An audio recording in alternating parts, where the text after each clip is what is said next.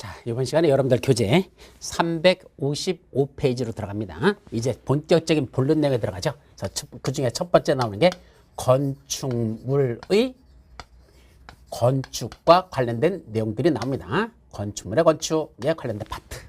그 중에 건축물의 건축에서 첫 번째 나오는 게 뭐다? 사전 결정이라는 내용이 나옵니다. 이때 사전 결정이 뭐라 그랬죠? 아까 언뜻 말씀드렸는데 사전 결정. 원래는 허가 대상 건축물입니다. 그럼 건축 허가 받고 건축물 지어야 될 거 아니야. 근데 문제는 뭐죠? 내가 갖고 있는 토지마다 건축할 수 있는 건축물의 종류가 다르다라는 거 어디서 한번 배웠는데 어디서 배우셨죠? 국토위계 및 이용에 관한 법률에서 용도 지역이라는 게 있었고 21가지 용도 지역마다 건축할 수 있는 건축물의 종류가 다르다라고 했었습니다. 그러다 보니까 용도 지역만 있는 게 아니잖아. 또 용도지구, 용도구역 등등 이런 여러 가지 구역 등이 지정됩니다. 그러면 내가 어떤 땅을 하나 매입해가지고 거기다 내가 의도가 있는 어떤 건축물을 지으려고 합니다. 대표적인 게 뭐죠? 저 푸른 초원에 그림 같은 집을 짓자라고 했습니다. 그럼 저 푸른 초원에 있는 땅을 하나 사가지고 거기다 그림 같은 집을 하나 지으려고 하는데 과연 거기에 그런 건축물을 지을 수 있는지, 짓는다면 어떤 규모로 건축하는 게 허용되는지 이거 웬만한 사람들은 잘 모르잖아요. 그러다가 그 사람이 누굴 찾아간다? 허가권자를 먼저 찾아갑니다. 그래서 허가권자한테 허가권자님, 제가 여기다가 이런 종류의 건축물을 이런 규모로 지으려고 하는데 이게 건축이 허용되는지 여부에 대해서 결정을 내려주십시오 라고 신청을 합니다. 이걸 사전 결정 신청, 사전 미리 결정을 신청한다. 무슨 결정을 신청하는 거야? 허용되는지 여부에 대해서 결정 좀 내려주십시오 라고 신청을 하는 겁니다. 그럼 허가권자가 각종 법령 등을 다 확인해 보고 그래, 당신이 지금 거기다 짓겠다는 그 건축물 그런 규모로 짓는 거 된다 안 된다, 그걸 허용 여부를 결정해서 통지해 주라는 얘기입니다. 그때 건축할 수 있다고 통지해 주면 뭐 하는 것이고, 그 다음에 설계도면 같은 거 그려가지고 설계도서 가지고 첨부해가지고 건축허가 신청 들어가면 되는 것이고, 만약에 거기다 그런 거 못 짓는다면 안 되겠죠. 하면 안 되겠죠. 자, 이런 식으로 그 미리 결정을 신청할 수 있는 제도, 이걸 사전결정 신청제도로 갑니다. 자, 그 중에 첫 번째 여러분들 교재 보시면 건축 허가 대상 건축물을 건축하라는 자는 신고 대상은 아니야. 허가 대상에 해당하는 건축물을 건축하는 자는 그 건축허가를 신청하기 전에 뭐부터 한다? 허가권자에게 그 건축물의 건축에 관한 다음의 사항에 대한 사전 결정을 신청할 수 있답니다. 어떤 거죠? 해당되지 그런 건축물을 건축하는 게 법령에서 허용되는지 여부. 두 번째, 그 법령에 따라 대지에 그런 건축이 가능한 건축물의 규모, 어느 정도 규모까지 그런 게 할 수 있느냐. 세 번째, 건축허가 신청할 때 그 신청자가 고려해야 될 사항들이 무엇이 있는지, 이런 것들에 대해서 결정 좀 내려서 주시면 제가 그걸 참고해가지고 허가 신청을 하겠다, 이런 뜻이죠. 그때 2번도 여기 우리 여기는 현재 안 들어있어요. 그림 공부는 안 들어있는데 2번도 기억해 두도록 합니다. 사전결정 신청자는 건축인의 심의와 교통영향평가서의 검토를 동시에 신청할 수 있다. 예, 사전결정 신청서만 보내는 게 아니고 이때 동시에 건축인의 심의도 지금 해 주십시오. 나중에 건축인의 심의를 또 받으려면 시간이 오래 걸리거든. 그러니까 지금 동시에 건축인의 심의도 해주시고, 이게 도시교통정비 촉진법에 따른 교통영향평가사의 검토도 지금 함께 해달라고 신청할 수 있습니다. 자, 또 그 밑에 허가권자는 사전결정이 신청된 건축물의 대지 면적이 소규모 환경영향평가 대상 사업인 경우에는 환경부 장관이나 지방환경관사의 장과 소규모 환경영향평가에 대한 협의 절차를 거쳐야 된다. 즉 환경과 관련된 요소였다면 환경부 장관이나 지방환경관사 장과 환경평가에 대한 걸 협의를 하라, 이런 얘기입니다. 그리고 맨 밑에 거 사전결정을 받으면, 사전결정 신청받으면 그걸 검토해가지고 그래 된다 안 된다, 이거를 사전결정 신청에게 알려줘야 됩니다. 다음 페이지 중요하게 나오죠. 이때 사전결정을 통지받으면, 예, 너 거기다 그런 것처럼 줘도 돼 라고 통지받으면 몇 가지를 받은 것으로 본다? 그 밑에 4가지를 받은 것으로 본다. 이거 중요한 겁니다. 사전결정을 통지받으면 너 그런 거 줘도 돼 라는 통지받으면 모두 받은 거로 본다? 4가지도 받은 거로 본다는 얘기입니다. 그 4가지를 외우는 방법 순서를 바꿨어요. 여기 산지 전용 허가 받은 거로 본다. 예를 들면 산자락을 까만 게고 거기다 건물 지려고 한다고 그랬어. 그럼 산을 까먹으려면 함부로 까먹으면 안 되거든요. 산지 전용 허가라는 걸 받아야 되는데 그때 사전 결정을 통지받는 순간 그 산자를 까먹을 수 있는 권한 산지 전용 허가를 받은 것으로 본다는 얘기입니다. 또 하나 우리 국토위계 및 이용에 관한 법률에서 개발행위 허가 대상 6가지 있었죠. 건공형체 분물이란 거, 건축물의 건축, 공작물의 설치, 토지 형질 변경, 토석의 채취, 토지 분할, 물건을 쌓아놓는 행위, 건공형체 분물이라는 6가지 개발행위 하려면 뭐 받아라? 허가 받아라 그랬잖아. 바로 그 국토법에 있는 그 개발행위 허가 따로 받는다 안 받는다? 사전 결정을 통지받으면 그때 그 개발행위 허가도 받은 것으로 본다. 세 번째, 농지라면 이제 산지가 아니고 논이나 밭 같은 농지래. 그걸 까뭉개가지고 거기다 어떤 건물 지려고 한대. 그래서 사전 결정을 통지받으면 따로 농지 전용 허가 안 받아도 그 농지 전용 허가 받은 것으로 본다. 그거. 또 하천 물을 쓸 필요가 있거든요. 그때는 그 하천 점용 허가도 받은 것으로 본답니다. 따라서 사전 결정을 통지받으면 4가지도 동시에 받은 것으로 본다. 산지 전용 허가 받은 거로 본다. 개발행 허가 받은 거로 본다. 농지 전용 허가 받은 거로 본다. 하천 점용 허가 받은 거로 본다. 이걸 머리점만 따서 산지를 개발하여 농지로 만들려면 하천이 있어야 된다. 말을 잘 생각해보세요. 산자락이 있는데 그걸 까먹고 개발해서 거기다 뭘 만든다? 농지를 만들려면 농사 지으려면 뭐가 있어야 돼? 물이 있어야 될 거냐? 그러니까 하천이 있어야 된다. 그래서 산지를 개발하여 농지로 만들려면 하천이 있어야 된다라는 4가지 받은 것으로 본다라는 게 중요한 거죠. 자, 마지막이 이제 그 밑에 사전 결정을 통지받으면 맨 밑에 사전 결정을 통지받으면 그로부터 몇 년 내? 2년 이내 건축 허가를 신청해야 된다. 아주 중요한 거야. 사전 결정을 통지받았으면 그래 너 지어도 돼 그랬잖아. 그럼 이제 뭐 들어야 돼? 건축 허가 신청하라는 얘기입니다. 사용 승인을 신청하라고 해서 땡 틀렸었죠. 사용 승인 신청해라. 이제서야 건축 허가 신청하라는 얘기입니다. 몇 년 내? 2년 내에 됩니다. 안 하면 어떻게 되죠? 사전 결정의 효력은 상실된다.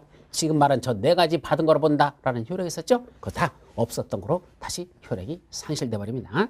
그래서 2년 이내 건축 허가를 신청하지 않으면 그때는 사전 결정의 효력이 상실된다라는 거. 그래서 사전을 찾는데 몇 년 걸렸다? 2년 걸렸다. 요 2년이라는 숫자는 사전을 찾는데 몇 년씩이나 걸려? 2년. 왜요? 이제 늙어가지고 눈도 침침해가지고 보지도 않죠. 그죠? 그러다 보니까 어디에 있겠나 하고 찾다 보니까 사전 하나 찾는데 2년 걸렸답니다. 돌아가셔야 될 상황이 된 것 같다. 어쨌든 그렇게 사전 찾는데 2년 걸렸다라고 외우도록 합니다.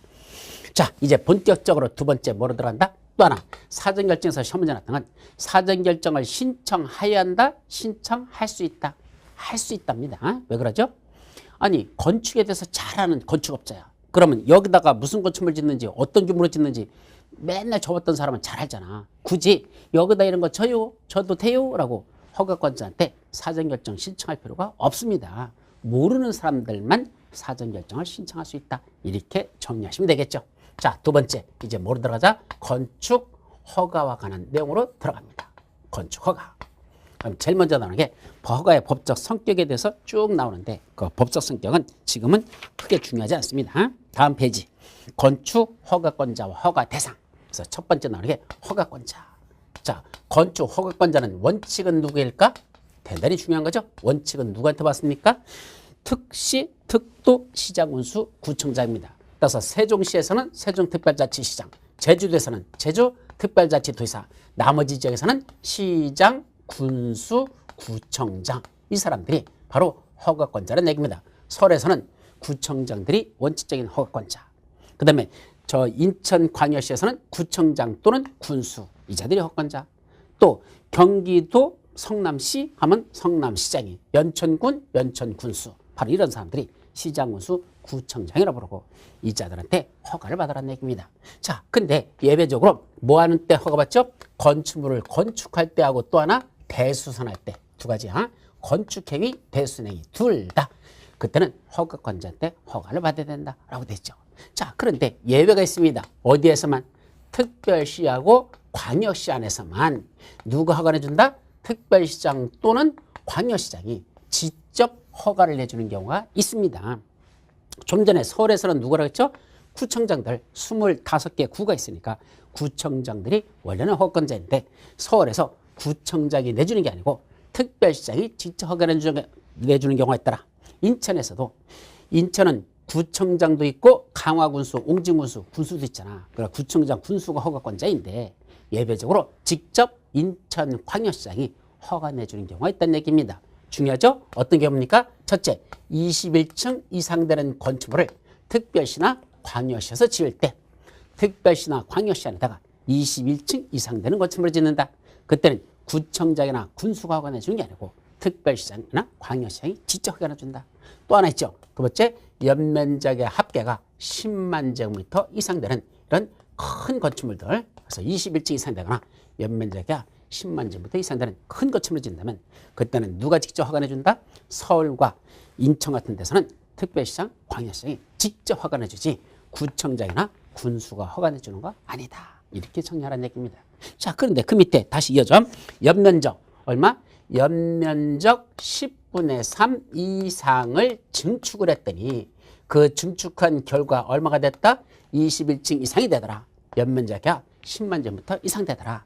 그럼 요때 요 연면적 10분의 3 이상 증축하는 이 증축에 있죠? 이것도 누구한테 받는다? 특별시장, 광역시장이 허가권자가 된다라는 얘기입니다. 자, 요거는 다시 이쪽으로 와서 한번 부연 설명 더 들어보자. 자, 그림을 한번 보도록 합니다. 무슨 내용이냐면 좀 전에 특별시나 광역시에서 21층 이상 또는 연면적이 10만 제곱미터 이상 된다면 누가 직접 허가해준다? 특별시장, 광역시장이 직접 허가해준다 그랬습니다. 그런데 기존 건축물의 연면적 10분의 3 이상을 뭐 했습니까? 증축했답니다. 예를 들어보죠. 종전했던 건축물의 연면적이 8만 제곱미터였었대. 종전의 연면적 8만 제곱미터. 근데 거기다가 30% 증축을 했습니다.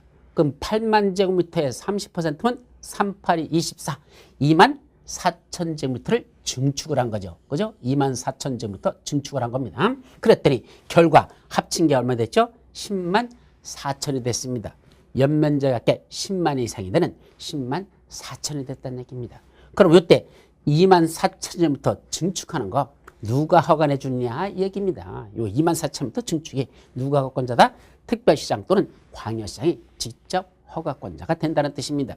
자, 그러면 8만 제곱미터는 누가 허가 내주는 거고 10만 미만으로 들어갔잖아. 그죠? 10만 이상이 아닌 10만 미만이니까 요거는 서울에서는 구청장, 인천에서는 구청장 또는 군수가 허가 내줬다가 그 위에다가 10분의 3 연면적 10분의 3을 증축했더니 그것이 결국 10만 4천 점에서 10만 이상이 됐다면 이때 증축하는 건 구청장이나 군수가 허가 내주는 게 아니고 특별시장, 광역시 직접 허가권자가 된다는 얘기입니다. 그래서 처음에 8만 제곱미터는 그냥 구청장이나 군수가 내주고 그 위에 2만 4천 제곱미터 증축하는 건 그거는 특별시장, 광역시장 허가권자다. 연면적 10분의 3 이상의 증축을 해내서 21층 이상이 되거나 10만 제곱미터 이상 되면 그것도 특별시장, 광역시장이 허가권자다. 아셨죠? 그렇게 정리하도록 합니다.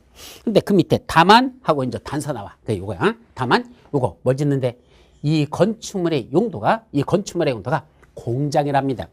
공장 또는 창고랍니다. 이 건축물의 용도가 공장을 짓는단다, 창고를 짓는단다 또는 지방 건축인의 심의를 거쳤다면 이거는 특별시에서는 규모가 비록 21층 이상 되고 연면적이 합계가 10만 이상 된다는 얘기야. 그렇다 하더라도 공장 용도로 쓴단다, 창고 용도로 쓴단다 또는 지방 건축인의 심의를 거쳤다면 특별시에서는 21층 이상 연면적이 10만 이상이라 하더라도 특별시에서는 구청장이 허가 내주고 광역시에서는 구청장이나 군수가 허가권자가 되는 거지.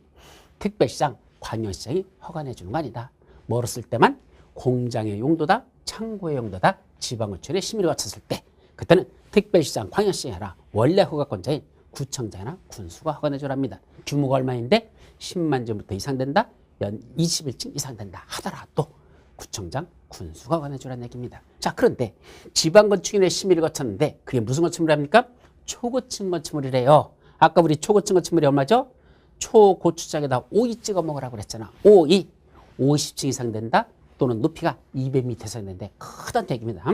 50층 이상 되거나 200m 이상 높이 되는 이런 초고층 건축물에 대해서는 비록 지방건축인의 심의, 즉 서울특별시 건축인의 심의, 인천광역시 건축인의 심의를 거쳤다 하더라도 그때는 특별시장, 광역시장이 직접 허가 내주지 구청장이나 군수로 내려가지 않는다. 규모가 크기 때문에 그것도 같이 기억해 두시기 바랍니다. 아셨죠? 그래서 그거 애우는 방법 있죠. 서울특별시장의 집무실은 21층에 있고 연면적은 10만 제곱미터이다. 이거 무슨 대궐인 것 같아. 서울특별시장 집무실이 어디에 있대? 21층. 그 다음에 연면적은 10만 제곱미터이다. 사실일까? 거짓말입니다. 사실 아니야. 거짓말입니다. 원래 서울특별시청 건물 새로 졌잖아요. 그 처음에는 21층으로 지려고 했었어요. 그랬더니 사람들이 반발했습니다. 막 뭐라고 이제 박원순이 욕해가지고 야 무슨 건물인데 무슨 거기다 아방궁 짓느냐? 옛날에 노무현 대통령 저기다 짓나가 또 아방궁이라고 또 누가 그렇게 가지고 또 지랄지랄 했던 시절이 있었잖아. 똑같이 여기다 21층짜리 짓는다니까 그걸 아방궁이냐고 해가지고 줄여서 지금 9층밖에 못 쳤습니다. 근데 서울시 규모는 자꾸 커지는데 제가 볼 땐 9층 갖고는 나중에 또 새로 지려면 돈 또 들어갈 겁니다. 내가 볼 땐 잘못된 것 같다. 이왕 칠 때 좀 크게 짓지. 어쨌든 처음에는 21층으로 지려고 한 게 맞아요. 21층 지려고 했었어.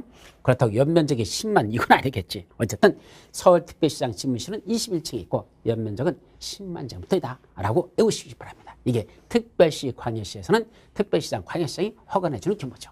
그리고 사창가 양성화를 위한 공창시민은 영등포 구청장이 한다. 이게 무슨 말이죠?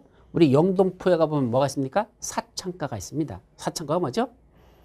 이거 몸 파는 여자들이 있는 거기가 사창가잖아요. 근데 그걸 뭐 한다? 양성화를 시키려고 한답니다. 그럼 사창가 양성화가 뭐 하는 거죠? 지금은 다 불법을 하고 있잖아. 그거 그냥 어차피 성욕에 관한 건 인간의 본능인데 그걸 막는다고 그게 사라지느냐? 안 사라지잖아. 저 미아리 거 없애버렸더니 전부 다 저 동네로 다 겨들어가가지고 어차피 영업하잖아.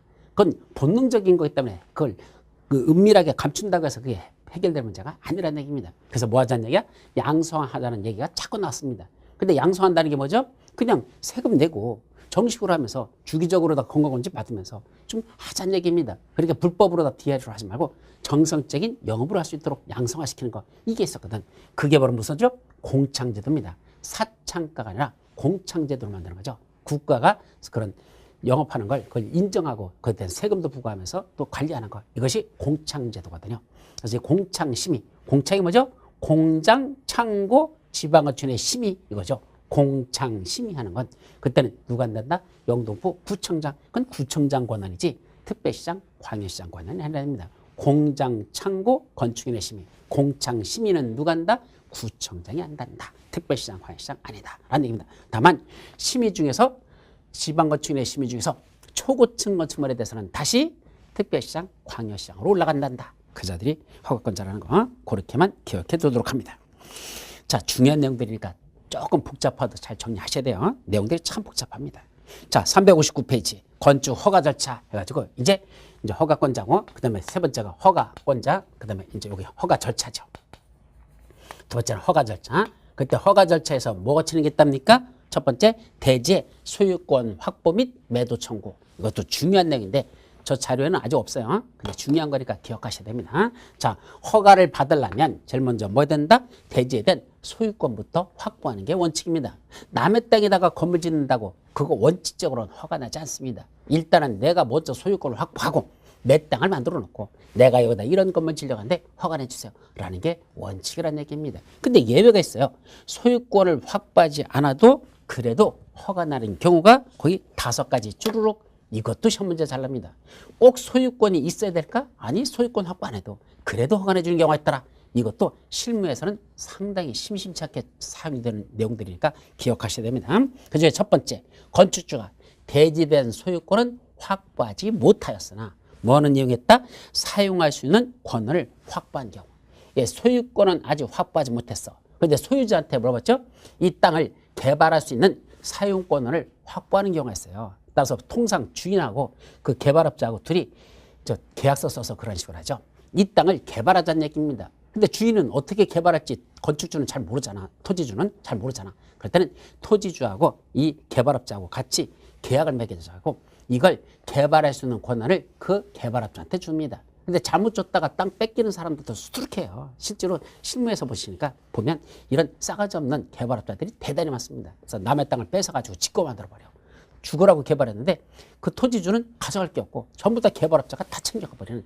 따라서 계약서 쓸 때 아주 조심해서 써야 됩니다. 어쨌든 그런 지주 공동사업이라는 게 많이 벌어져. 그래서 땅 주인하고 공동 개발하는 사업들이 있는데 이런 건 항상 조심하실 것. 어쨌든 소유권은 건축주가 확보하지 못했지만 뭐냈다? 사용할 수 있는 공간을 확보했다면 그때는 건축허가가 나온다라는 얘기입니다. 다만 분양을 목적으로 하는 공동주택은 안 돼요.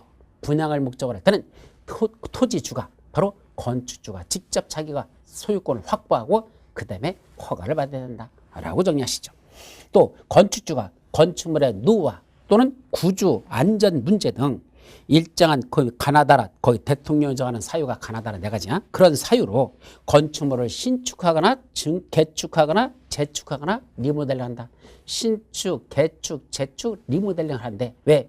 건축물이 너무 낡아 빠져가지고 이거 아무래도 붕괴 우려도 위험이 있다는 얘기입니다. 그래서 다시 그렇게 하기 위해서 해당 대지 공유자 숫자들의 그 땅의 그 건축물 및 해당 대지를 공유하고 있는 사람들이 여러 명이 소유했다면 여러 명 중에 그 중에 100분의 80 이상 공유자 수의 100분의 80 이상의 동의를 얻고 그 동의한 공유자들이 가지고 있는 지분이 전체 지분의 역시 100분의 80 이상이라면 그때도 아직 소유권은 다 확보하지 못했어도 그래도 건축 허가를 내줄 수 있다는 얘기입니다. 또 세 번째, 건축주가 건축 허가를 받아 주택과 주택 외의 시설을 동일 건축물로 건축한다. 우리가 흔히 주상복합 건축물 짓는 거 있죠? 그래서 주상복합 건축물로 건축하기 위하여 대지 소유권 등의 권리관계를 증명하면 그때도 아직 소유권 다 확보하지 못해도 건축허가 내주고 네 번째, 건축하라는 대지에 포함된 국유지 또는 공유지가 있습니다. 자, 내가 사유지를 땅을 갖고 있는데 이번에 허가받을 게 일부 옆에 있는 공유지나 또는 국유지 이것도 포함시켜가지고 내가 하고 싶다는 얘기입니다. 그리고 옆에 있는 국공유지 관리청이 있을 거냐. 그 국공유지 관리청으로부터 그 토지를 건축주에게 매각하거나 또는 양효하겠다는 확인이 있었다면 아직은 소유권은 국가나 지방자치단까지로 돼 있어. 근데도 걔들이 이 토지주에게 팔겠다고 거기다 건축물 지을 수 있도록 그 땅을 팔아주겠다고 매각이나 또는 양효하겠다는 확인이 있었다면 아직 소유권은 전체를 다 확보한 건 아니죠. 일부 국공유지가 들어있죠. 그렇더라도 그건 매각이 또는 양효가 확인됐다면 그때는 역시 건축허가를 내주겠다. 허가 내줘요. 또 건축주가 집합건축물의 공용 부분을 변경하게 해서 공용 부분은 공동 소유하고 나오잖아. 그걸 변경하기 위해서 그런 그 결의가 있었음이 증명되면 그때도 아직 소유권이 다 확보한 건 아니라더라도 그 공용 부분에 대한 소유권 아직 덜 확보됐어도 그래도 건축허가를 내줄 수 있다라는 5가지가 있다. 자, 문제는 그 중에 2번입니다. 2번, 즉 건축물의 노후화 또는 구조안전 문제 등으로 인해서 100분의 80 이상만 공유자의 동의를 받고 그때 그 사람들의 80% 이상의 지분이 전체 지분의 80% 이상 되면 그때는 건축허가 내준다 그랬죠? 자, 그럼 나머지 80%는 확보했어. 근데 나머지 20%는 아직 소유권 확보 못했잖아. 그 20% 아직 소유권 확보 못한 거 이거는 무슨 대상이 될 수 있다? 매도 청구 대상이 될 수 있다. 매도 청구가 뭐라 그랬죠? 네가 갖고 있는 토지 건축물 나한테 팔고 너 여기 떠나라. 그게 매도 청구입니다. 강제적인 조치를 취할 수 있는 이게 매도 청구죠. 따라서 대지 건축물 또는 대지 공유자 중에서 아직 80% 이상은 동의했는데 아직 동의하지 않은 사람들 있죠? 그 사람들의 공유자에게는 그 공유지분을 뭐로다 팔으라고 매도 청구할 수 있죠? 시가에 따라 매도할 걸 청구할 수 있다. 그거 조심합니다. 시가, 현재 시장 가격으로 팔으라고 그때 매도를 청구할 수 있습니다. 이때 매도 청구하기 전에 먼저 뭐부터 해야 되죠? 협의협상부터 먼저 해야 됩니다. 자, 이 땅 나한테 파세요. 그럼 토지주가 뭐라죠? 얼마 주실 건데요? 라고 하잖아. 제가 평당 얼마 드리겠습니다. 했더니 토지주가 뭐란다? 아니 너무 싼데요? 조금 더 주세요. 그럼 조금 더 줄게요. 그래서 서로 협의하는 이 기간이 적어도 몇 개월 이상은 협의해야 될 것? 3개월 이상은 공유자와 협의를 해야 합니다. 그럼 3개월 이상 협의했는데도 안 되면 그때는 뭐죠? 법원에다가 소송을 제기합니다. 저 사람하고 이 금액에 대한 결정이 도저히 안 되니까 판사님 이 금액 좀 정해주세요 라고 신청하는 걸 매도 청구 소송이라는 게 제기되는 겁니다. 자, 그런데 이때 매도 청구에 대해서 어떻게 할 수 있죠? 맨 밑에 해당 건축물 또는 대지의 공유자가 거주하는 곳을 확인하기 현저히 곤란한 경우. 자, 일단 3개월 이상 협의를 하려면 먼저 만나야지 협의가 될 거 아닙니까? 근데 이게 어디 수서밖에 사는지 알 수가 없어요. 그래서 도저히 연락이 안 된다는 겁니다. 그때는 그 나타날 때까지 한없이 기다려야 됩니까? 아니요, 안 기다려야 된답니다. 현재의 그 어디 사는지 거수가 불명하기 때문에 현저히 곤란할 때는 전국적으로 배포되는 2 이상의 일간신문에 따라서 지역 일간신문 안 돼. 조중동 같은 전국 일간신문에 몇 회 이상? 이 두 차례 이상 공고하고 공고한 날로부터 두 번째 공고한 날부터 30일이 지나면 그때는 뭐한 것으로 본다? 매도 청구 대상이 되는 건축물 또는 대지로 본다. 따라서 원래는 3개월 이상 협의를 해야 되는데 협의를 했더니 이 친구가 어디 사는지 주소나 거수가 불명해서 만날 수 없다면 전국적으로 발행되는 둘 이상의 일간신문에 두 차례 이상 공고하고 공고한 날부터 30일이 지나면 그것들도 이제 팔고 떠나라라는 매도 청구 대상이 된답니다. 그 매도 청구 대상이 되는 이 토지들은 어떻게 하면 되죠? 일단 그 사람들에게 줘야 될 금액, 감정평가 금액을 공탁금 걸어놓고 이제 공사에 착수하면 됩니다. 그때 감정평가액에 해당하는 금액을 법원에다 공탁하고 공사에 착공할 수 있는데 그때 감정평가는 어떤 방법으로 할까?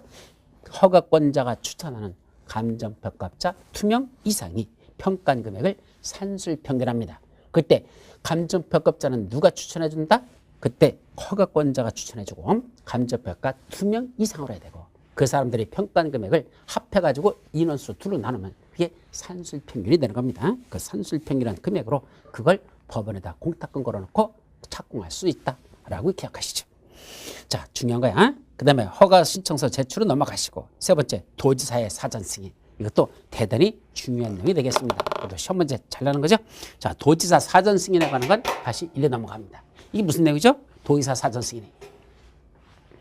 자, 누가 원래 건축주가 누구한테 시장 군수, 도지사 밑에 있는 자들이 시장 군수죠. 시군에서만 발생하는 거 이건 시군에서 도지사 밑에 있는 시장 군수가 원래는 허가권자입니다.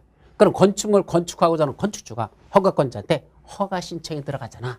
그랬더니 시장 군수가 허가 내주기 전에 누굴 찾아간다? 도지사한테 가가지고 이거 허가 신청이 들어왔는데요. 이거 허가 내줘도 괜찮을까요? 라고 먼저 승인 신청을 해가지고 도지사가 그 내용을 검토하고 허가 내줘도 괜찮네 라고 승인 내줘야 비로소 허가권자인 시장군수가 건축주한테 허가를 내줄 수 있는 내용들. 즉 허가권자인 시장군수 마음대로 허가 내주지 말고 도지사한테 먼저 승인을 받은 후에 시장군수가 허가 내주는 그런 건축물들이 있다는 얘기입니다. 자, 그게 첫 번째 뭘까? 시군에다가 뭘 짓는데 특별시장, 광역시장이 허가 내주던 건축물들. 자, 특별시장, 광역시장이 허가 내주는 게 원칙으로 뭐죠? 21층 이상 되는 건축물 또는 연면적이 아까 10만 정부터 이상 되는 이런 큰 건축물들.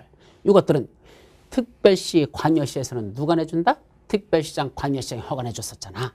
그 특별시장, 광역시장이 허가 내주는 걸 어디다 짓는다? 시 또는 군에다 짓는다는 얘기입니다. 시군에다 짓는다는 얘기입니다. 그러면 그때 이 시군에서는 누가 허가 내준다?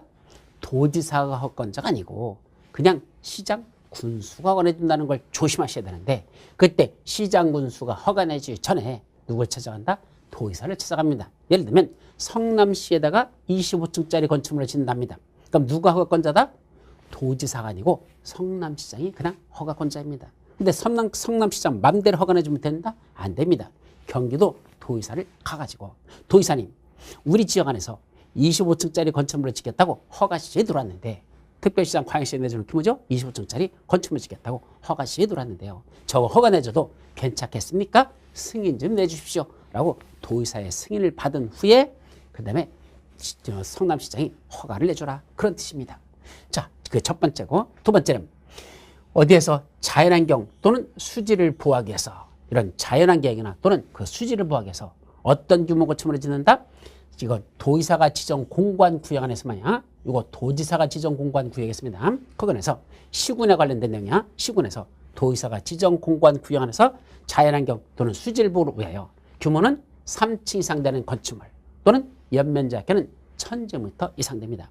3층 이상 되거나 연면적이 1000제곱미터 이상 되는데 무슨 건축물이다? 용도가 5가지. 공동주택, 일반음식점, 일반업무시설, 숙박시설, 의락시설 용도로 쓸 때만. 다른 건 안 돼. 011 숙의 이렇게 해요. 011 숙의 이 용도로 쓸 때만. 다시 한번 자연환경 또는 수질보호라는 목적으로 해서 도지사가 지정 공고한 구역 안에서 규모 3층 이상 또는 연면적이 1000제곱미터 이상 되는데 용도 011 숙의라는 용도로 쓰고자 할 때만 그때는 시장 군수가 허가 내주기 전에 도의사의 사전 승인을 받으랍니다. 이때 011 수기, 이거 머리 외우는 방법이 뭐죠? 011 수기라는 게 뭐죠? 여기 011이라는 건 핸드폰 번호입니다. 011. 요새는 없었죠? 요새는 다 010이지만 옛날에 뭐 있었어? 011이라고 있었잖아. 그죠? 지금도 아마 011 쓰는 사람이 있나? 모르겠다. 하여튼 010으로 웬만하면 바뀌죠. 하여튼 019라는 핸드폰으로 경찰에 전화해서 숙박설과 의락설로 오란다. 예, 여기 011 수구이 옛날에서 011 핸드폰 번호 잠시 꺼두셔도 좋습니다. 정숙한 분위기를 위해서 수구이, 정숙한 분위기 했을 때 수구이. 그래서 011 잠시 꺼두셔도 좋습니다. 정숙한 분위기를 위해서 011 수기 요 용도로 쓰고자 할 때만 그때는 도의사한테 먼저 승인받고 시장운수가 허가내 줍니다. 자, 세 번째는 주거환경이나 교육환경 등 주변 환경에 의해서 필요할 때 주거환경이나 교육환경을 위해서 도의사가 지정 공간 구역 안에다가 무슨 건축물 짓는데 딱 두 가지만 의락시설하고 숙박시설만 이거는 규모를 묻지 않습니다. 아까 위에서는 자연환경 수질보호라는 목적일 때는 3층 이상 또는 연면적계가 1000제곱미터 이상이지만 주거환경, 교육환경에서는 규모를 묻지 않고 의락시설, 숙박시설 용도로 쓰고자 했다면 그때도 도지사한테 먼저 승인받고 시장운수가 허가내 주라는 거 그렇게 기억해 두도록 합니다. 자, 그게 여러분들 교재 360페이지 밑에 박스 속에 나와 있는 거죠? 그거. 네, 4번 건축물 안전영향평가라는 게 있죠. 이것도 맨 앞에 있는 1번 의의만은 최소한 기억해 두셔야 됩니다. 자, 그게 뭐죠? 그 옆에 보면 초고층 건축물. 아까 초고층은 적어도 50층 이상 또는 높이가 200m 이상 되는 건 초고층 건축물. 아니면 연면적 10만 제곱미터 이상 되는 건축물로서 층수는 16층 이상. 초고층 건축물은 아니야. 근데 연면적은 10만 제곱미터 이상 되고 층수는 16층 이상 된다는 동시 요건을 갖춘 요 두 번째 거. 이런 건축물에 건축허가 내주기 전에 이런 큰 건축물에 대해서는 건축물의 구조 안전과 인접 대지의 안전에 미치는 영향 등을 평가하는 건축물 안전 영향 평가라는 걸 실시해야 된다라는 게 핵심입니다. 큰 건축물, 초고층 건축물이나 또는 연면적계 10만 제곱미터 이상 되는 것으로서 16층 이상 되는 건축물에 대해서는 건축허가 내주는 게 우선이 아니고 야, 그런 건축물 그렇게 규모 큰 거 거기다 지어도 큰 문제 없을까? 안전적으로 문제 없을까? 안전 영향평가라는 걸 실시해야 된다는 얘기입니다. 그때 누구한테 할까? 안전 영향평가 기관에다 그 의뢰를 해가지고 거기서 나오는 결과를 보고 허가 여부를 결정하라는 얘기입니다. 그때 안전 영향평가 기관은 안전 영향평가를 의뢰받은 날로부터 30일 이내에 의뢰 들어왔죠? 그로부터 30일 내에 그 안전영향평가 결과를 만들어서 그걸 허가권자한테 제출해야 합니다. 다만 부득이한 사정이 있으면 20일의 범위 내에서 그 평가 제출 기간을 20일의 범위에서 한 차례만 연장할 수는 있습니다. 그때 기간 따질 때는 그 보완하는 기간 또 하나 공휴일, 통휴일은 기간 산정에서 제외시킨다. 안전영향평가에 드는 비용은 누가 부담할까? 그 의뢰한 사람. 누가 했죠? 허가권자가 의뢰하니까 그 비용은 건축주한테 시키는 게 아니라 허가권자가 부담해야 된다라는 거 최소한 거기까지는 기억하셔야 될 겁니다. 그 다음에 맨 밑에 361페이지 맨 밑에 임의적 불허가 처분 사유라고 돼 있죠. 이게 무슨 말이냐면 원래는요. 건축허가 신청이 들어오면 허가권자는 법령에 하자가 없으면 법령에 적합하면 원칙이 뭐다? 허가하여야 한다. 이거 건축허가는요. 재량행위가 아니고 기속행위랍니다. 법에 정해진 조건에 맞으면 마음대로 허가 내주고 안 내주고 이게 아니야. 법령에 적합하다. 하자 없으면 허가하여야 한다. 이게 기속행위라고 하죠. 그럼 모든 건축허가 신청이 들어왔을 때 법령에 맞으면 다 허가 내줘야 될까? 아니요. 일부 재량적인 성격이 들어있습니다. 이 재량이 뭐죠? 허가할 수도 있고 안 할 수도 있고라는 그런 재량적인 게 일부 있습니다. 허가 신청이 들어왔다고 법령에 다 맞는다고 허가 내주는 건 아니라는 얘기입니다. 자, 그게 어디에 나올까? 다음 페이지 한번 362페이지 그림을 한번 보시기 바랍니다. 362페이지에 그림 보시면 임의적 불허가 처분 사유하고 그 그림 하나 나와 있죠? 맨 위에. 자, 이게 무슨 의미죠? 지금 그 그림을 가만히 보면 가운데 뭐가 나 있습니까? 그 그림을 보면 가운데 이렇게 도로가 나 있어요. 가운데, 그죠? 그리고 이쪽은 무슨 지역이다? 위쪽은 상업지역이라는 용도지역이고 밑에 쪽은 무슨 지역이다? 주거지역이라는 용도지역입니다. 따라서 상업지역에는 주로 상가나 사무실이나 그런 것들이 들어있고 주거지역은 주로 주택들이 있잖아요. 근데 문제는 뭐죠? 여기다가 요번에 상업지역이니까 뭘 짓는다? 거기다 우일학시설하고 숙박시설을 짓겠다는 얘기입니다. 우일학시설, 숙박시설. 이때 우일학시설의 대표적인 거 나이트클럽, 숙박시설의 대표적인 거 러브호텔. 그럼 나이트클럽이나 러브호텔을 여기다 짓겠다는 얘기입니다. 근데 여기는 무슨 지역이니까? 상업지역이니까 의료시설, 숙박시설, 건축허가 내줍니까 안 줍니까? 내주는 지역이거든.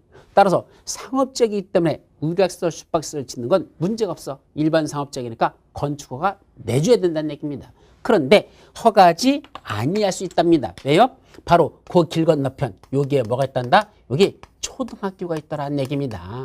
자, 초등학교가 여기 있는데 그 길 바로 건너편 상업지역이라고 여기다가 의료시설, 숙박시설 허가 내주면 여기 있는 초등학생들이 여기 무슨 나이트클럽에 무슨 일찍 조기교육 시키러 보낼 일이 있습니까?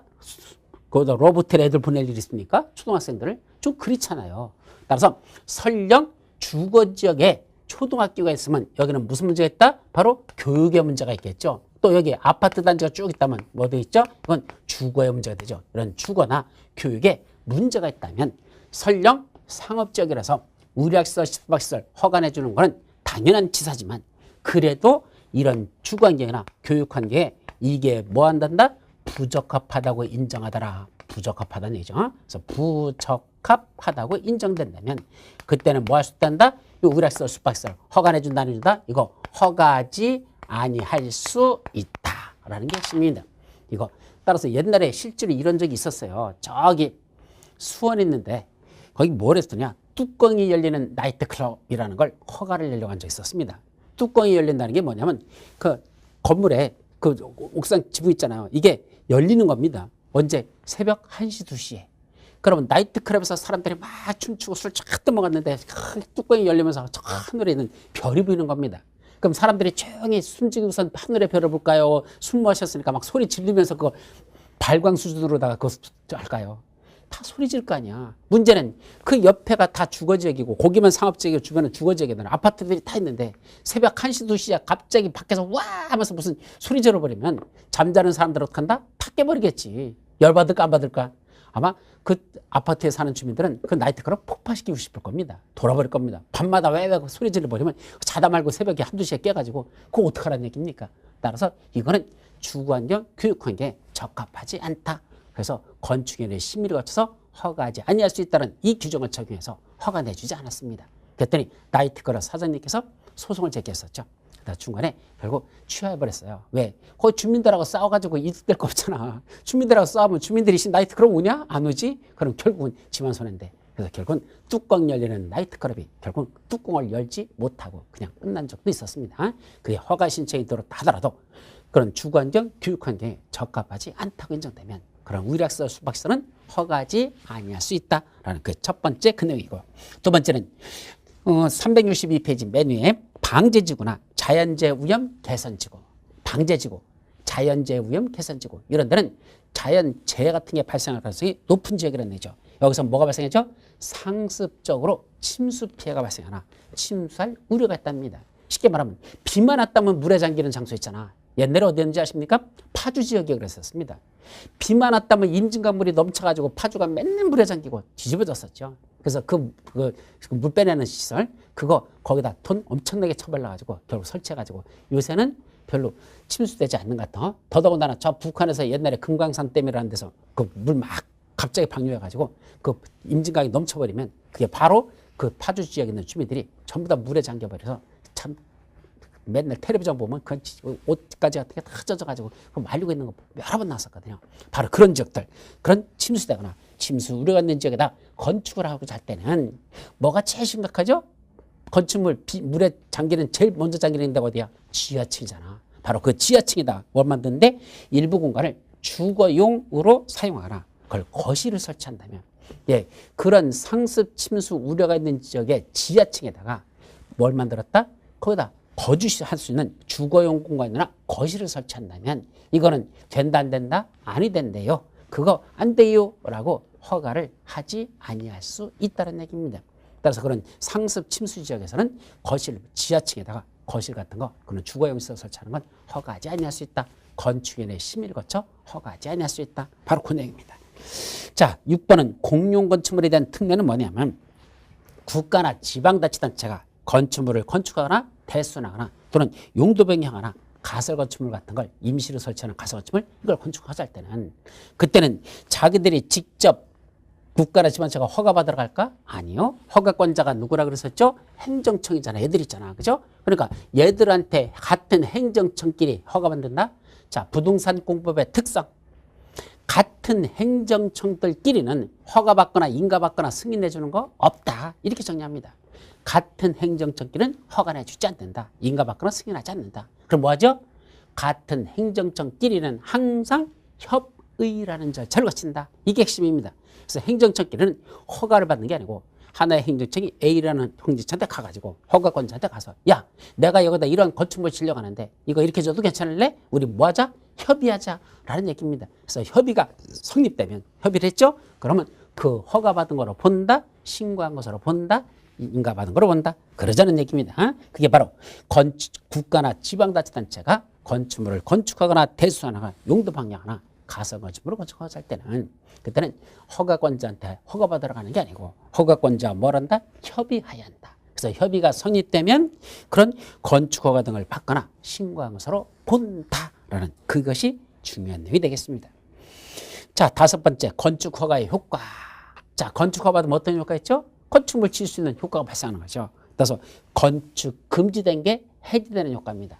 그래서 너희들 짓지 마라고 금지됐던 게 허가받으면 이제는 줘도 돼라고 금지가 해지되는 효과가 있다. 이 말이고요. 두 번째도 중요하죠.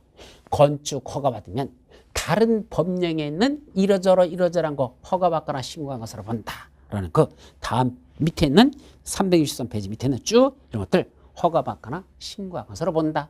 이것도 애우려고 하지 마시고 그냥 그렇게 하시면 돼요. 이런 게 딱 많아요. 건축 허가받았어? 그럼 다른 법에 의해서 허가받아야 되는 것들, 다른 법에 의해서 신고해야 되는 것들 이것도 받은 거로 본다. 예를 들면 세 번째 보십시오. 농지법 나오잖아. 농지에다가 건축물 짓겠다고 건축허가 받았으면 따로 농지전용 허가 받는다? 안 받는다? 안 받는다입니다. 농지전용 허가 받은 거로 본다. 이러죠. 또 산자락을 까뭉개 가지고 거기다 건축물을 지으려고 건축허가 받으면 그 산자락을 까뭉갤 때는 산지관리법에 따른 산지 전용 허가라는 거 받아야 되는데 그거 안 받아도 받은 거로 본다. 이런 식으로 이 건축허가 받으면 다른 법에 있는 일정한 행위들을 받은 것으로 본다. 이렇게 하자는 얘기입니다. 근데 그렇다고 자동적으로 그런 건 아니고요. 맨 밑에 363페이지 맨 밑에 그때는 허가권자가 누굴 찾아간다? 그 관련된 법령에 허가권자들 신고받는 자들 애들을 찾아갑니다. 가가지고 뭐라 하죠? 자, 여기 건축허가 신청이 들어왔는데 어디다 하겠답니까? 산자락을 까무개고 거기다가 건축물을 짓겠답니다.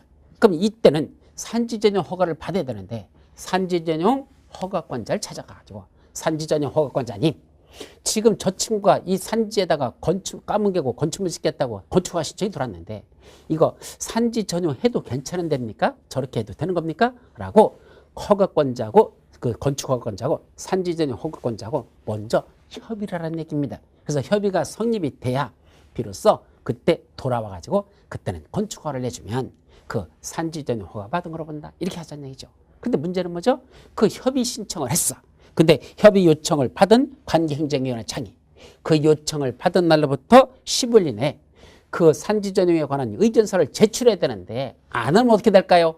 10일 기다렸는데도 10일 넘어오랬는데도 그 산지 전용 허가권자로부터 아무런 가타부터 대답이 없어. 그때는 어떻게 될까? 그때는 협의가 성립된 것으로 보는 겁니다. 그래서 따로 그 사람하고 협의할 필요 없어. 15일 이내에 아무런 말이 없다. 그때는 협의가 성립한 것으로 이루어진 것으로 본다. 따라서 바로 건축허가 내주면 되고 건축허가 내주면 산지전용 허가 받은 거로 본다라는 효과가 발생하는 겁니다. 거기까지도 기억해 두십시오. 다음 페이지 건축허가 및 착공의 제한. 자, 이건 다시 이쪽으로 돌아와 보자. 건축허가 및 착공의 제한 대단히 중요한 겁니다. 어디 갔어? 이거죠. 첫째는 누가? 최고 대빵인 국토교통장하고 중간 대빵인 특광 도지사 이 두 사람의 문제입니다. 자, 최고 대빵인 국토교통장은 누구한테? 허가권자들한테 뭐라고 한단다? 야, 니들 당분간 여기 건축주로부터 건축허가 신청이 들어와도 당분간 허가 내주지 마. 당분간 허가 내지 마. 그게 허가 제한입니다. 또 하나, 허가를 내줬다 하더라도 일정한 기간 내에 공사에 착수해야 되거든. 그래서 나 지금부터 공사 들어가요? 라고 건축주로부터 착공신고가 들어와도 그 착공신고를 접수하지 말고 지금은 못하게 하라. 그게 착공의 제한입니다. 다시 한번, 최고대파인 국토교통부장이 누구한테?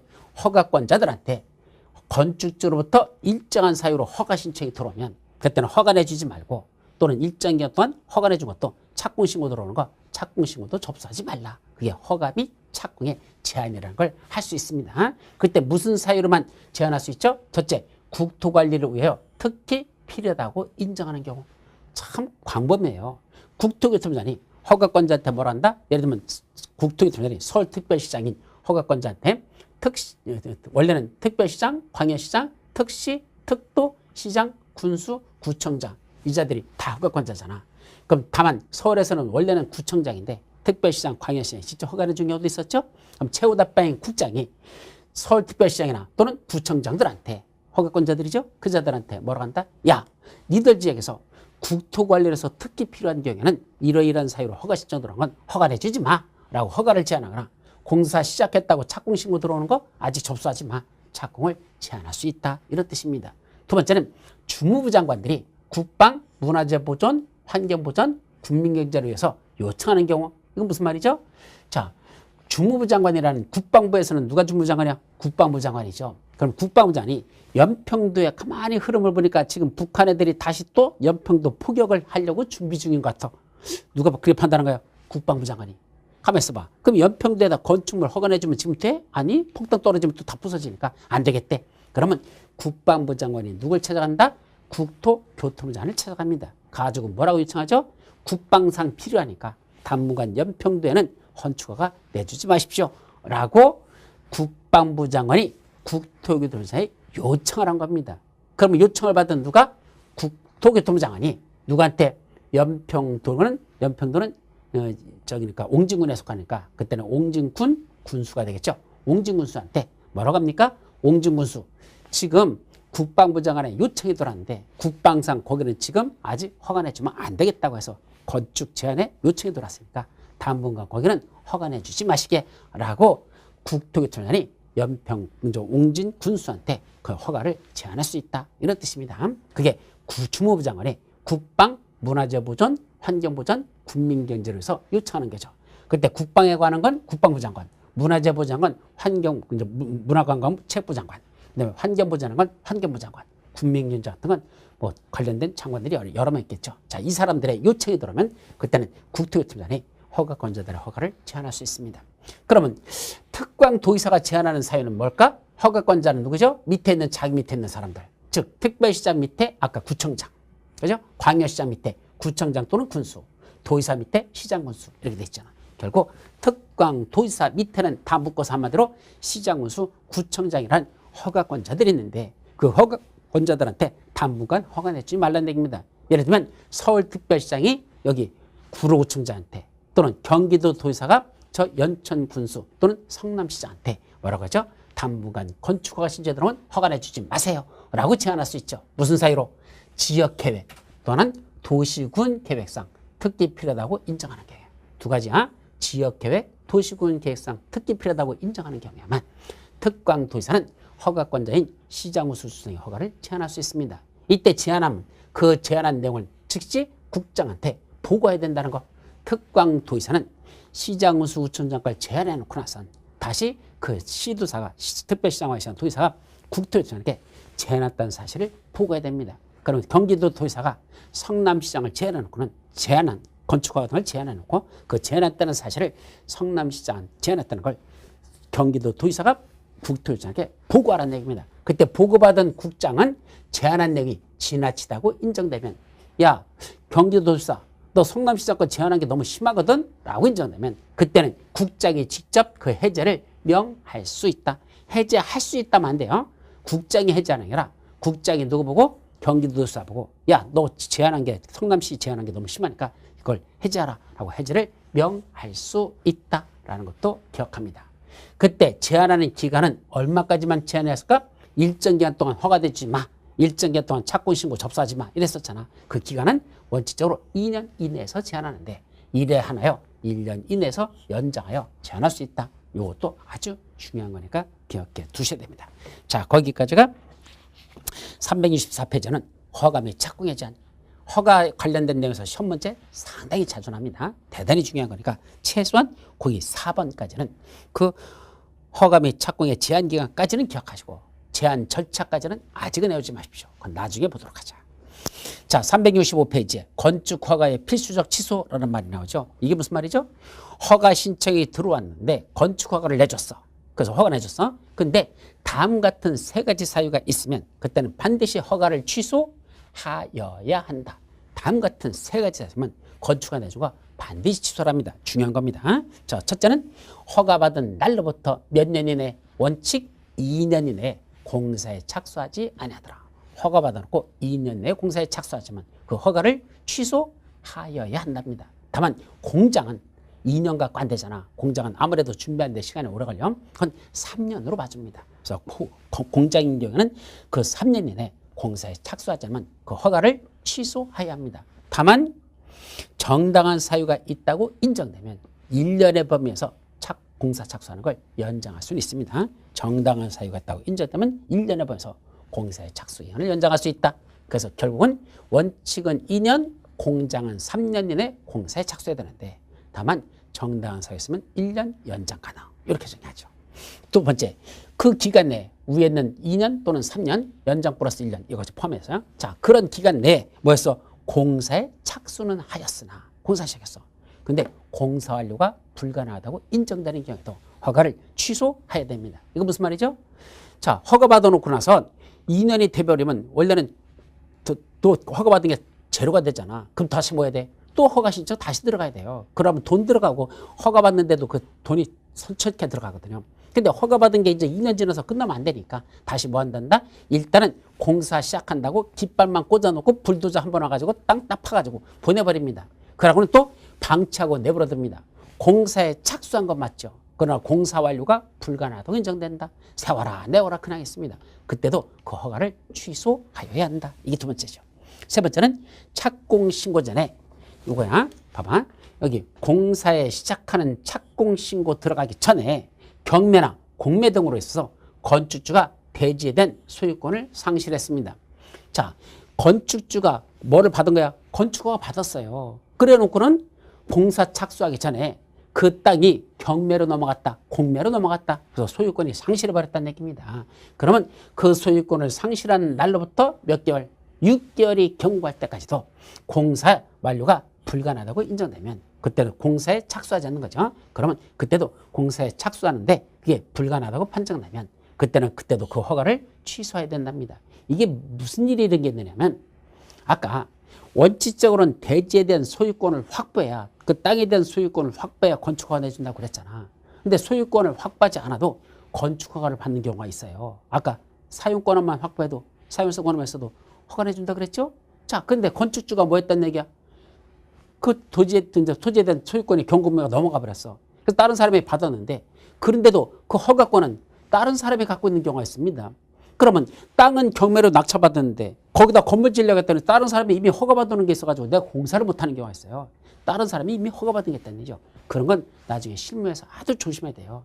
경매로 내가 넘겨받았다고 다 그거 내 땅이니까 내가 건물 지을 수 있다? 아니, 이미 다른 건축 허가 받은 게 있으면 그 허가권은 이 토지 소유자한테 그 경매로 낙찰받은 사람한테 다시 자동 기수되는 게 아니고 원래 허가받은 그 사람한테 그냥 남아있는 경우가 있으니까 그런 건 항상 조심해서 경매에서 낙찰받을 때 조심하셔야 된다는 얘기입니다. 자, 어쨌든 그랬을 때는 그때 그 사람이 6개월이 경과할 때까지도 공사에 착수하는 것이 불가능하다고 판단되면 그때는 허가권자는 허가를 취소해버리고 다시 경매로 낙찰받은 사람 있죠? 그 사람의 권리를 보호할 필요가 있기 때문에 이런 허가를 반드시 취소해야 됩니다. 자, 그 다음에 이제 마지막 건축위원회 심의를 받은 자가 그 심의결과 건축위원회 심의도 이것도 쉽지가 않아요. 건축위원회 심의를 통과시킨다는 게 어렵거든요. 근데 심의를 받아가지고 통과됐어. 그로부터 몇 년이 됐대? 통지받은 날부터 2년 내에 다시 건축허가를 신청하지 않으면 그때도 건축위원회 심의의 효력도 자동적으로 상실된다는 거. 자, 그렇게 기억합니다. 여기까지가 이번 시간에 여러분들이 봐야 될 내용들, 중요한 것들이 다 정리가 끝났습니다. 자, 그러면 요거 한번 보자. 어디부터죠? 여기 사전결정부터 한번 보도록 합니다. 사전결정이 뭐였었죠? 먼저 허가 대상 건축물인데 건축 허가를 신청하기 전에 그 땅에서 건축이 허용되는지에 대한 사전결정을 신청할 수 있는 제도, 이걸 사전결정 신청을 한다. 그때 사전결정을 신청하면, 그래서 사전결정의 통지를 받으면 그때는 어떤 효과가 있단다? 산지를 개발하여 농지로 만들려면 하천이 있어야 된다. 산지전이 허가받은 걸 본다. 개발행위 허가받은 걸 본다. 농지전이 허가받은 걸 본다. 하천점이 허가받은 거로 본다라는 네 가지 효과가 있다. 그럼 사전결정을 통지받으면 그로부터 2년 내에 다시 뭐 해야 된다? 건축허가를 신청해야 됩니다. 사전결정 통지받은 대로 이제는 그 설계도서 같은 걸 그려가지고 건축허가 신청해서 그때 몇 년 내에 된다? 2년 내에 건축허가를 신청해야 되지. 안 하면 사전결정의 효력은 자동 상실돼 버린다는 것, 그것도 기억하시죠.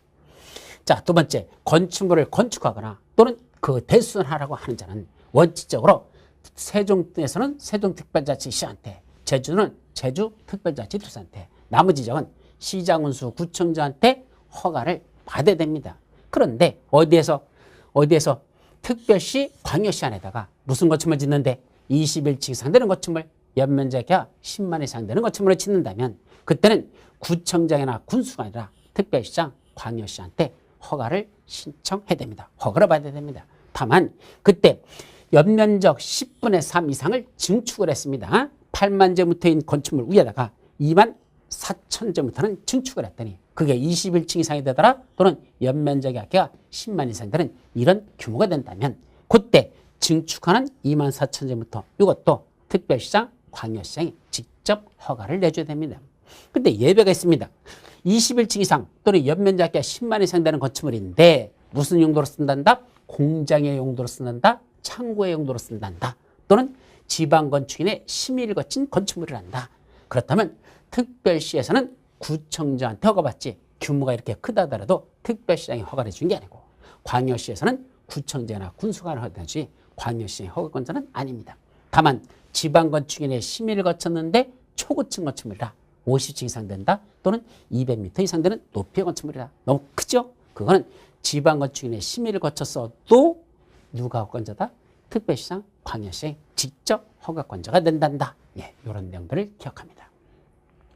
자, 도의사한테 사전 승인받아야 되는 건축물 있죠? 어떤 경우죠? 첫째, 특별시장, 광역시장이 허가내주던 건축물을 시 또는 군에다 짓는단다. 즉 21층 이상 되는 거, 연면적이 10만 이상 되는 걸 특별시, 광역시에다 짓는 게 아니고 시, 군에다 짓는다면 그때는 누가 허가내준다? 시장군수가 허가내주되 시장군수 맘대로 내주지 말고 도의사한테 먼저 승인을 받고 나서 그 다음에 허가내줄 것.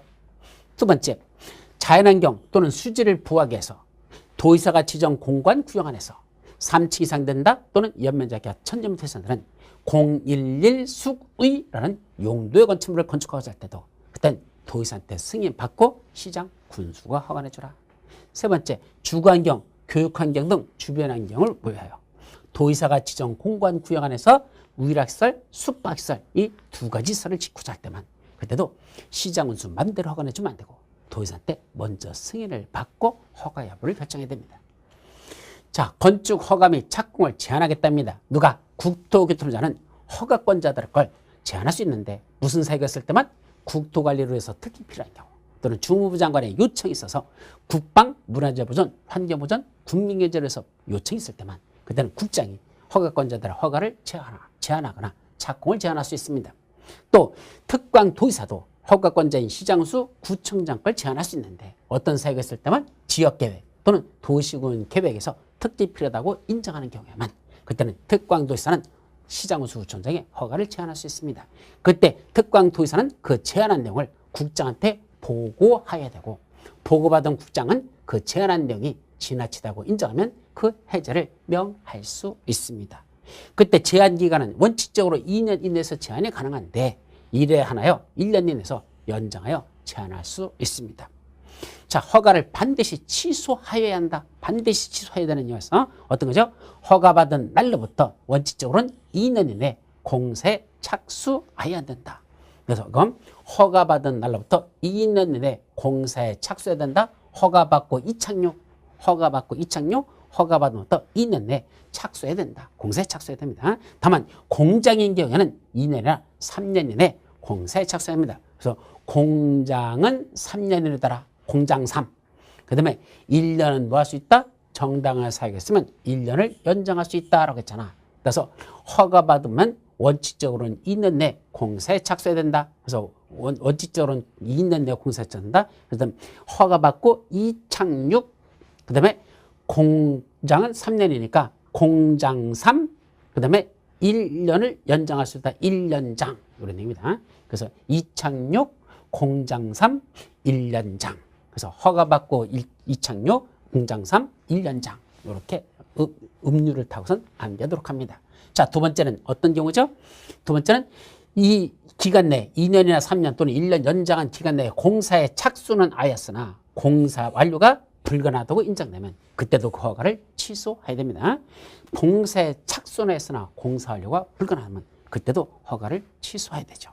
세 번째, 착공 신고 전에 경매나 공매 등으로 해서 건축주가 대지된 소유권을 상실했습니다. 그로부터 몇 개월? 6개월이 경과할 때까지도 공사에 착수하는 것이 불가능하다고 판단되면 그때도 그 허가를 취소해야 한다. 라는 이 세 가지가 허가를 반드시 취소해야 되는 세 가지 사유다. 아셨죠? 여기까지만 기억해 두도록 합니다. 자, 그 다음에 경매한 건축물들은 반드시 허가받는 게 아니라 뭐만 할 수 있다? 신고만으로 할 수 있는 것들, 요 신고사항에 관한 것들은 우리 마지막 다음 시간에 살펴보도록 합니다. 쉬었다 가시죠.